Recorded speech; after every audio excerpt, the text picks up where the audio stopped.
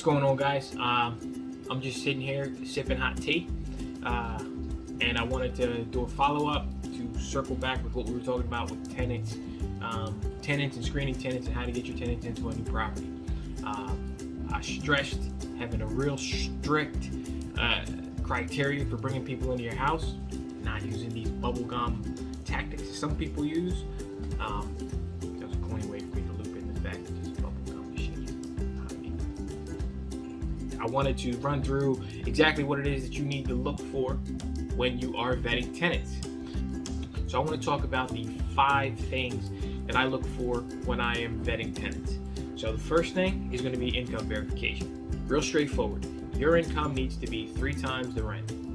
The second thing I look for is your credit check. So the credit check is actually your credit score and your credit history. So I'm looking basically for, so everybody has their own criteria. I look for 600. Some people are 650 or even higher. You set the bar, but you just need to be consistent, so not to be discriminatory. You also want to look at their credit history because that'll show you if they have any judgments against them, delinquencies, or anyone filed any suits against them, things like that. That's important. You don't want, if somebody's not paying their bills, what makes you think they're going to pay you? The next thing you want to do is a thorough background check. So your background check is taking them and you're going to scrub them through it, every database that's out there. So that's criminal, statewide, local, plus FBI lists, watch lists, sex offender lists, child abuser lists, all of the lists of things that people that you wouldn't want in your property, you want to scrub them against those lists. So for me, I don't, violent crimes, sex offender, anything, abuse against children, that's a firm no for me. Some people are even stricter than that. Any arrest or any criminal history is a no. I feel like even if you had a DUI or a bar fight or something, it doesn't make you a bad person. That was just a stupid decision at the time. But you'll make up your own criteria again for that. The next thing you're going to want to look into is rental history. So the rental history is just how have they been as a tenant. You're going to reach out to previous landlords and you're going to send them, you're either going to, whatever your choice. I send a form. Some people like to call them. Some people like to formally send like an email or something like this. It's up to you. Whatever you'd like to do to just ask them some questions about the tenant that you're considering to rent your property. You want to reach out to them. And then the final thing, the 5th thing, is just your general impression. So the actual vetting process for a tenant, it really starts the moment you meet the person. And so whether that's a phone call, whether that is the showing up at the property, you're kind of taking just catalog of them. How are they carrying themselves? How are they talking to you? How are they, what vibe are they giving off? So it's an interview.